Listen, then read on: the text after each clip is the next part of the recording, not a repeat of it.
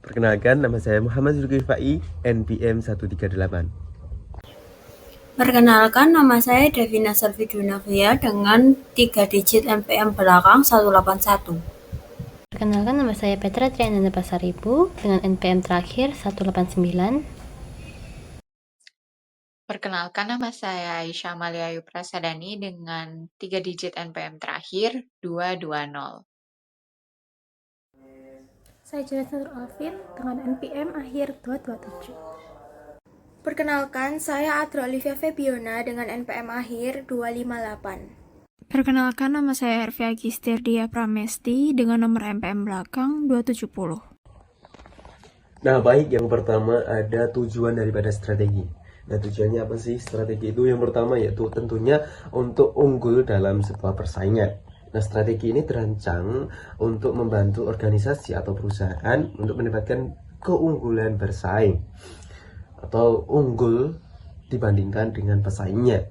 Keunggulan ini bisa berupa biaya yang lebih murah, terus ada diferensiasi daripada produknya, terus inovasi yang terus-menerus ada. Nah, dengan memiliki keunggulan bersaing, perusahaan tentunya dapat menarik lebih banyak pelanggan, terus meningkatkan peluang pasar dan mempertahankan posisi dalam industrinya, dalam dunia industri. Nah, yang kedua tujuannya yaitu membangun membangun sinergi. Nah, dalam strategi menciptakan hubungan yang saling menguntungkan antara berbagai bagian dalam organisasi. Nah, ketika berbagai divisi itu saling bekerja sama, tentunya akan menghasilkan hasil yang lebih signifikan atau lebih besar dibandingkan dengan divisi yang bekerja secara terpisah, kayak gitu. Nah, sinergi ini juga bisa muncul dalam bentuk kolaborasi antar perusahaan, terus merger atau aliansi strategis untuk mencapai tujuan yang lebih besar. Nah, yang ketiga itu manfaatkan core competence. Nah, tentunya tujuan daripada strategi ini untuk meningkatkan kompetensi inti. Nah, ini sangat diperlukan karena menciptakan diferensiasi di dalam perusahaan antar perusahaan. Nah, kompetensi ini bisa berupa teknologi yang unggul, terus keahlian khusus atau inovasi yang berkelanjutan.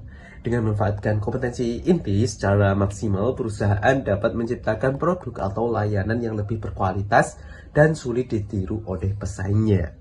Nah, yang keempat yaitu mengoptimalkan sumber daya.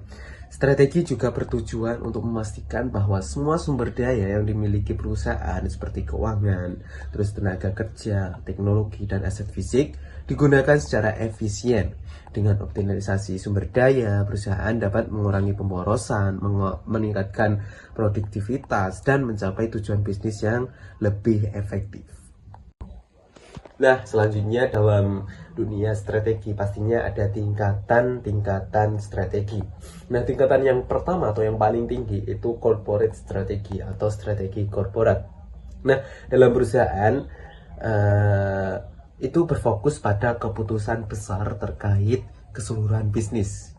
Seperti menentukan industri mana sih yang akan dimasuki, terus ditinggalkan, dan yang harus dikembangkan. Jadi untuk menentukan keputusan dari yang ketiga tadi. Nah, strategi ini biasanya diterapkan oleh perusahaan dengan banyak divisi atau banyak unit bisnis. Contohnya kayak Google. Google itu tidak menerapkan dalam search engine-nya aja, tapi juga mengembangkan dalam dunia AI, terus kesehatan dan kendaraan otonom. Lalu ada Unilever. Nah, tahu kan Unilever itu produknya apa aja? Banyak banget. Tentunya perusahaan-perusahaan yang memiliki divisi banyak ini memerlukan corporate strategy. Gitu. Lalu yang kedua, tingkatan yang kedua yaitu business strategi atau strategi bisnis. Nah, strategi ini diterapkan pada tingkat unit bisnis atau unit industri tertentu dalam perusahaan. Nah, fokusnya itu bagaimana cara bersaing di pasar agar unit bisnis tetap kompetitif. Nah, jenisnya apa aja sih? Yang pertama, strategi diferensiasi, yaitu memberi perbedaan produk di antara pesaing-pesaingnya. Kayak Apple mendesain produknya itu dengan sangat eksklusif atau beda banget dengan produk-produk lainnya. Lalu ada strategi kepemimpinan biaya.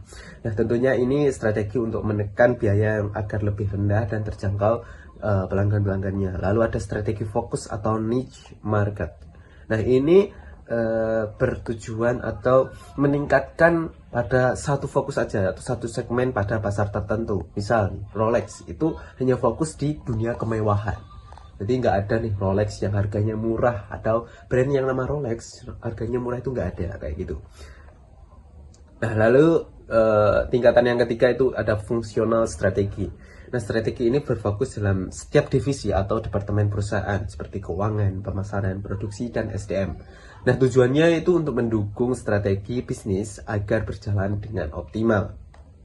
Nah, contohnya pada strategi pemasaran itu menggunakan digital marketing seperti media sosial untuk meningkatkan penjualan tentunya. Untuk strategi keuangan itu mengelola biaya dan investasi untuk efisiensi operasional.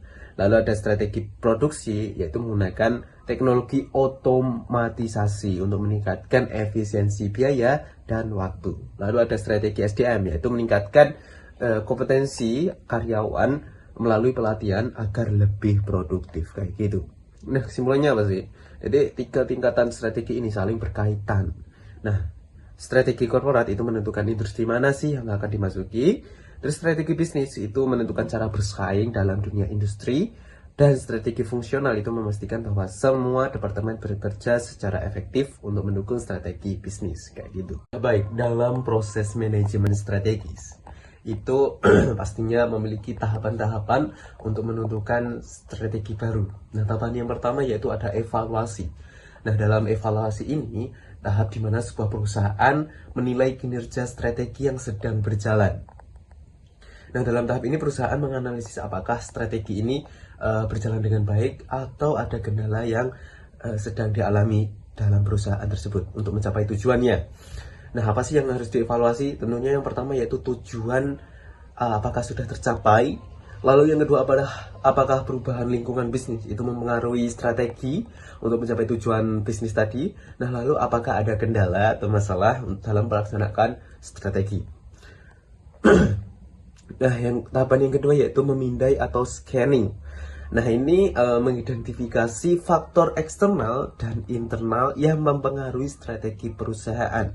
Tentunya untuk menemukan peluang dan ancaman apa sih yang dapat mempengaruhi keputusan strategis. Nah, tentunya fokusnya itu pada lingkungan eksternal seperti tren pasar, persaingan, dan regulasi teknologi. Lalu ada berfokus pada internal seperti sumber daya perusahaan, keuangan, dan SDM serta efisiensi operasional kayak gitu.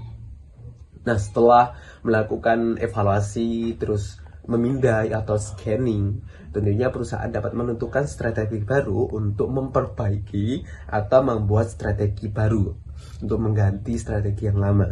Nah, strategi baru ini diimplementasikan dengan menyesuaikan visi, misi, dan tujuan daripada perusahaan tersebut. Nah, jenis strategi baru ini bisa diambil yang pertama itu ekspansi, yaitu memperluas pasar atau produk. Lalu strategi inovasi tentunya untuk mengembangkan produk daripada produk yang ada di perusahaan atau membuat layanan baru. Lalu ada strategi efisiensi tentunya untuk mengurangi biaya produksi tanpa menurunkan kualitas. Kayak gitu. Nah, tentunya dalam proses manajemen ini adalah siklus yang terus berulang. Yang pertama tadi evaluasi untuk mengevaluasi atau mengidentifikasi strategi yang sudah berjalan, lalu memindai yang strategi yang sudah berjalan ini apakah ada masalah atau malah ada peluang. Terus yang ketiga yaitu menciptakan strategi baru atau memperbaiki strategi agar lebih relevan dan kompetitif tentunya. Dan selanjutnya akan dijelaskan oleh rekan saya. Terima kasih. Di sini saya akan menjelaskan mengenai merumuskan strategi tingkat perusahaan, yakni strategi portofolio. Jadi, strategi portofolio adalah strategi yang digunakan untuk pemimpin bisnis dalam membantu pengambilan keputusan untuk mengembangkan produk mereka dengan mengoptimalkan lini produk yang ada. Nah, strategi portofolio ini memiliki banyak jenis. Tapi yang saya angkat di sini adalah salah satu jenis yang paling populer, yakni strategi BCG atau Matrix Boston Consulting Group. Nah, strategi ini digunakan untuk menganalisis portofolio usaha berdasarkan tingkat pertumbuhan industri dan pangsa pasar.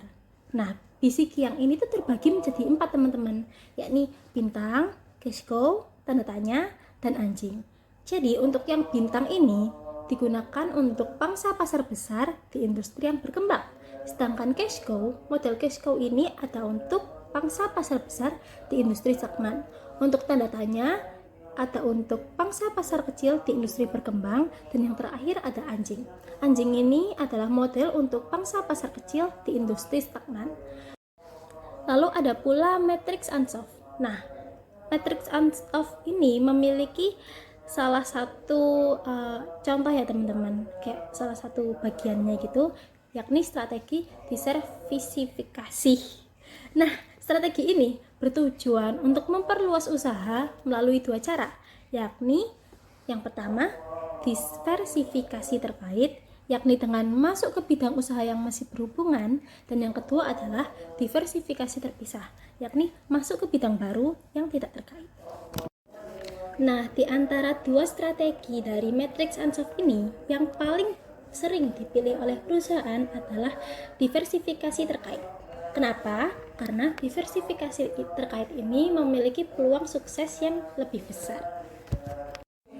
Jadi teman-teman, selain strategi-strategi yang telah saya sebutkan, ada satu lagi strategi yang paling populer, yakni analisis SWOT. Nah, SWOT sendiri itu memiliki arti, yakni S untuk strength atau kekuatan. Jadi perusahaan itu harus menentukan apa sih kekuatan dari perusahaan ini, apa daya tarik atau nilai plus dari perusahaan dibandingkan dengan perusahaan lain. Lalu yang kedua ada weakness atau kelemahan. Jadi weakness adalah cara kita mengetahui apa sih kekurangan dari perusahaan kita dan bagaimana cara kita mengatasinya. Lalu yang ketiga ada opportunities atau peluang. Nah, perusahaan pasti akan menentukan atau mengevaluasi peluang apa sih yang dapat kita ambil dan bagaimana cara kita memanfaatkan peluang tersebut. Lalu yang terakhir adalah threats atau ancaman. Nah, kita itu harus mengevaluasi apa sih ancaman dari perusahaan kita ini dan bagaimana cara kita mengatasi ancaman tersebut. Sekian dari saya. Selanjutnya akan diserahkan ke rekan saya. Selanjutnya ada merumuskan strategi tingkat usaha. Cara populer dan efektif untuk merumuskan strategi tingkat usaha yaitu dengan cara 5 kekuatan kompetitif Porter dan strategi kompetitif. 5 kekuatan kompetitif Porter meliputi yang pertama ada potensi pesaing baru, yaitu kebutuhan modal dan penghematan ekonomi merupakan contoh 2 potensi yang dapat mencegah munculnya pesaing baru. Yang kedua ada daya tawar pembeli, yaitu pelanggan yang cerdas menjadi pelanggan yang terberdayakan. Internet memungkinkan pelanggan untuk mengakses beragam informasi mengenai barang, jasa, dan pesaing, sehingga meningkatkan daya tawar mereka. Yang ketiga ada daya tawar pemasok, yaitu pemusatan pemasok dan ketersediaan pemasok pengganti merupakan faktor-faktor penting yang menentukan daya tawar pemasok.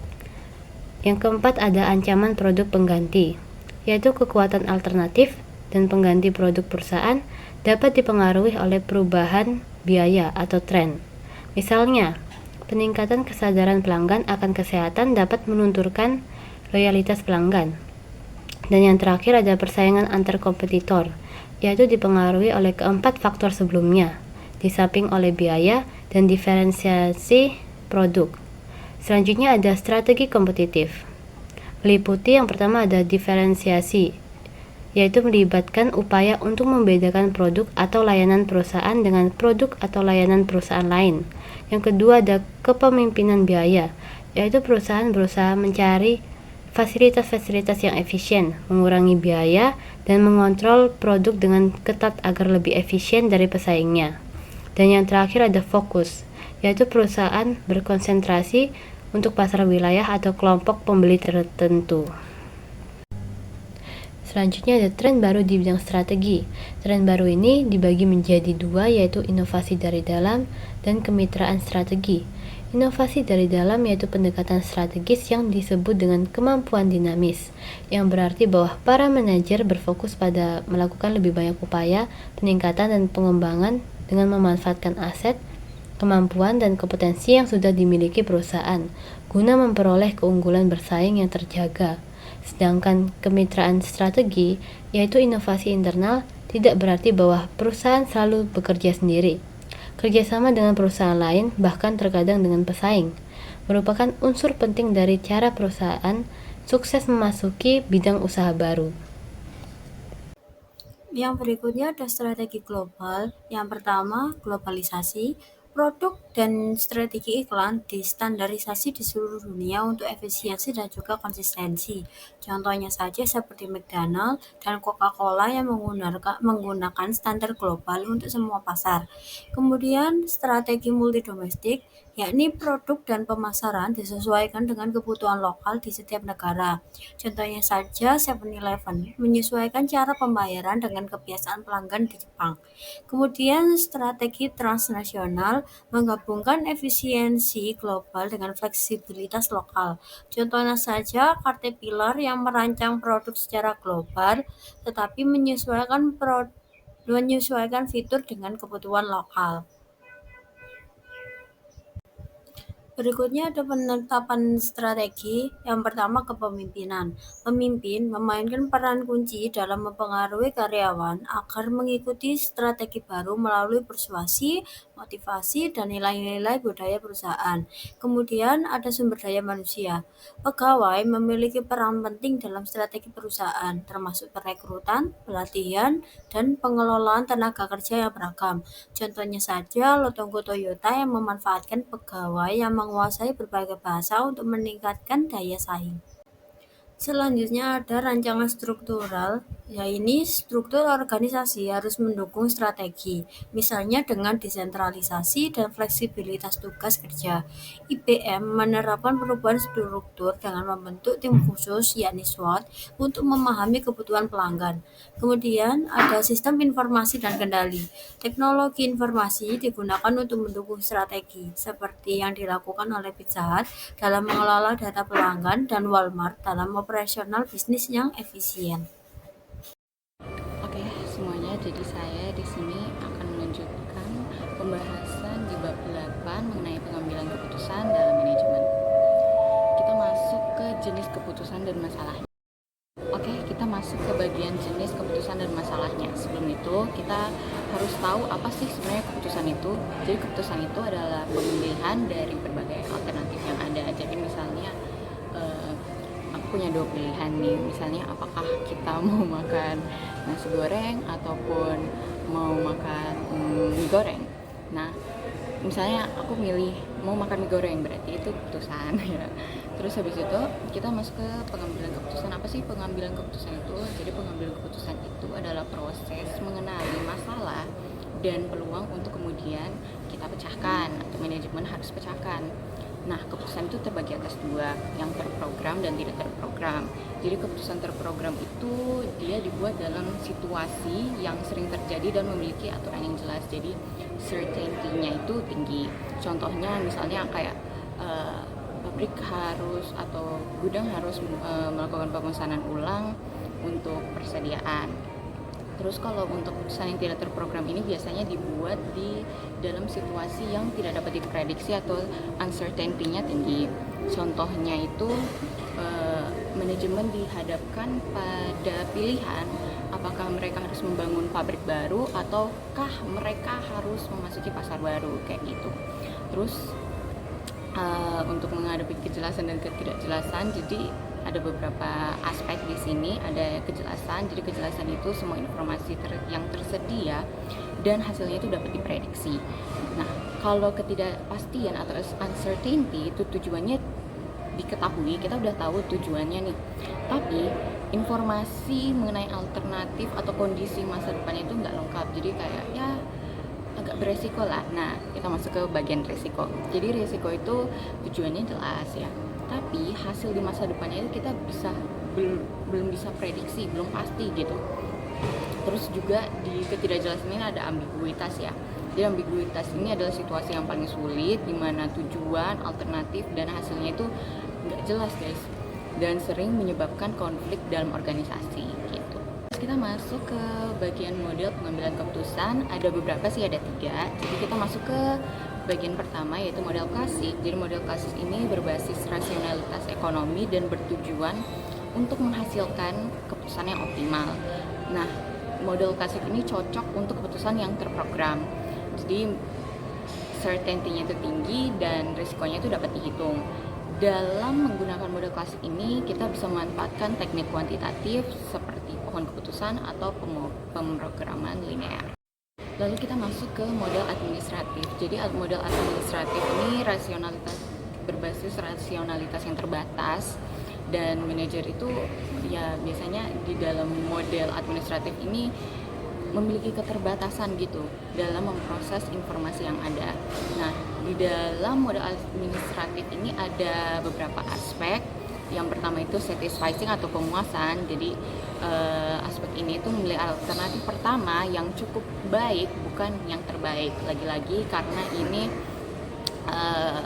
uncertainty-nya lumayan ya. Jadi manajer diharuskan memilih keputusan yang baik, bukan yang terbaik, karena ini model yang diaplikasikan di keputusan yang tidak terprogram.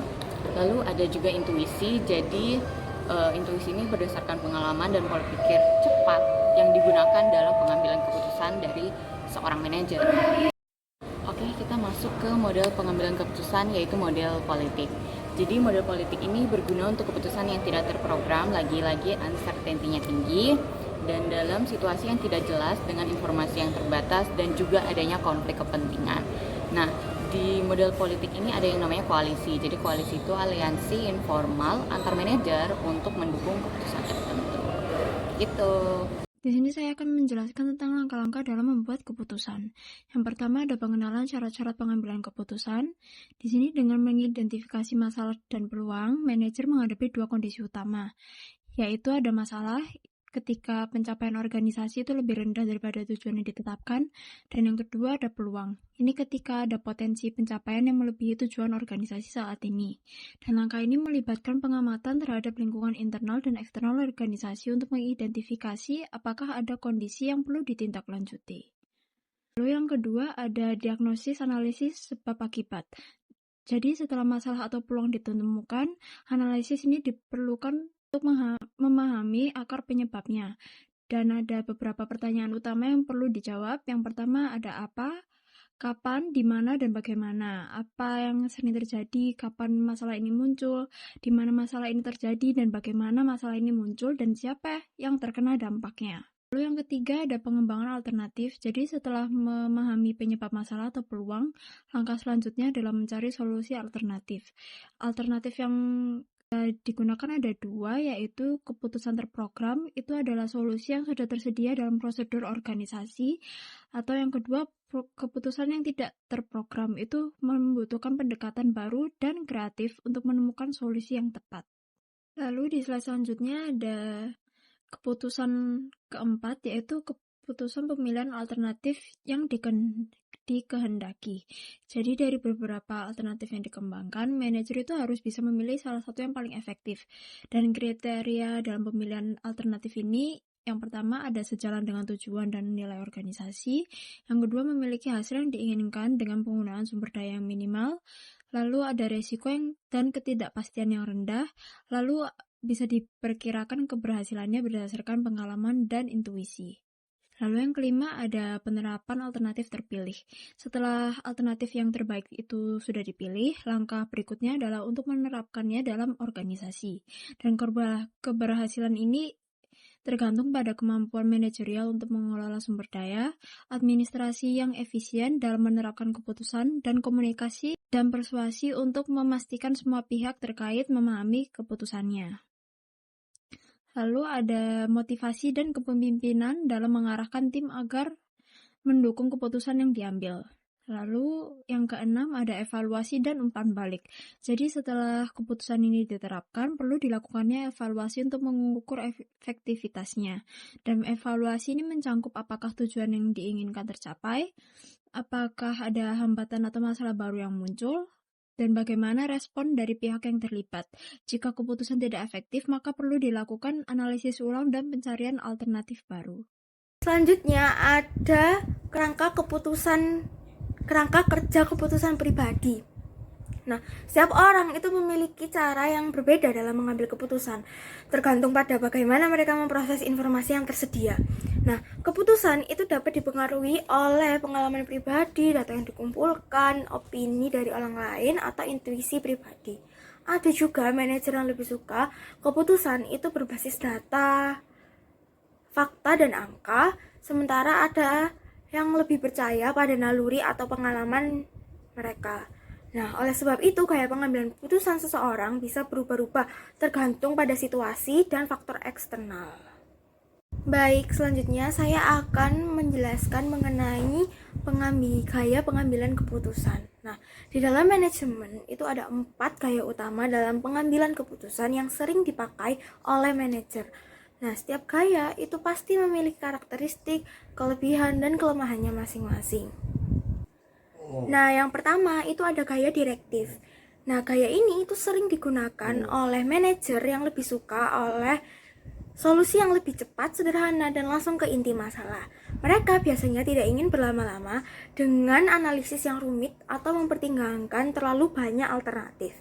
Nah, biasanya mereka itu juga mengambil keputusan berdasarkan pengalaman atau prosedur yang sudah ada. Nah, kelebihan dari gaya ini itu efisien, cepat, praktis dalam kondisi yang membutuhkan keputusan itu segera. Tapi kelemahannya itu kurang fleksibel karena mengabaikan data yang lebih mendalam atau alternatif yang lebih inovatif karena terburu-buru oleh waktu. Selanjutnya ada gaya analitis. Nah, manajer dengan gaya ini itu biasanya lebih suka mengumpulkan banyak informasi sebelum mengambil keputusan. Mereka akan mempertimbangkan berbagai alternatif dengan hati-hati dan menggunakan pendekatan yang lebih rasional serta berbasis data. Kelebihan dari gaya analitis ini itu keputusannya lebih matang, objektif, dan berbasis fakta. Lalu untuk kekurangannya, itu proses pengambilan keputusannya itu bisa memakan waktu yang lebih lama karena terlalu banyak analisis. Jadi gaya analitis ini kebalikan dari gaya direktif tadi. Selanjutnya ada gaya konseptual. Gaya ini itu lebih mengarah pada pemikiran kreatif dan jangka panjang.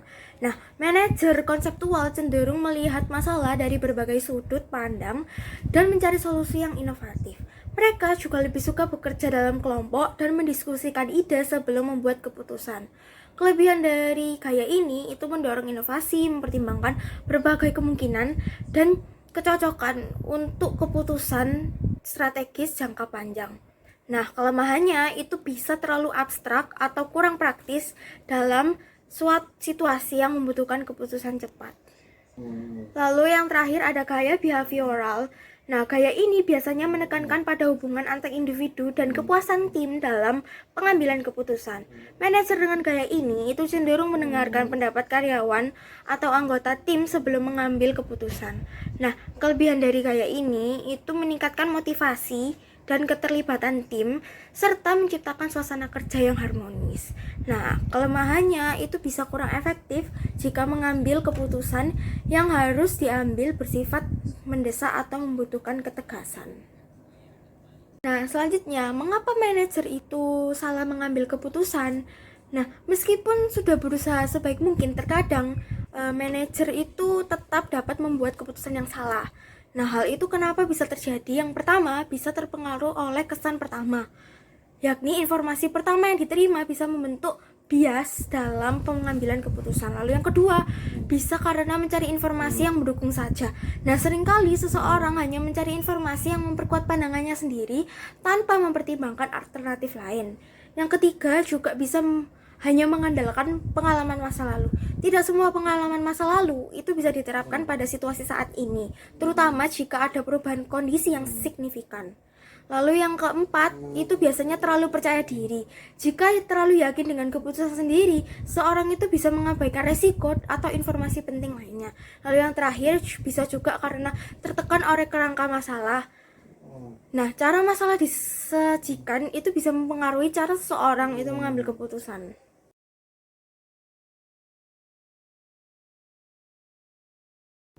Selanjutnya ada metode pengambilan keputusan yang efektif. Nah, untuk menghindari kesalahan dalam pengambilan keputusan, ada beberapa metode yang bisa digunakan manajer untuk menghindari pengambilan keputusan yang salah.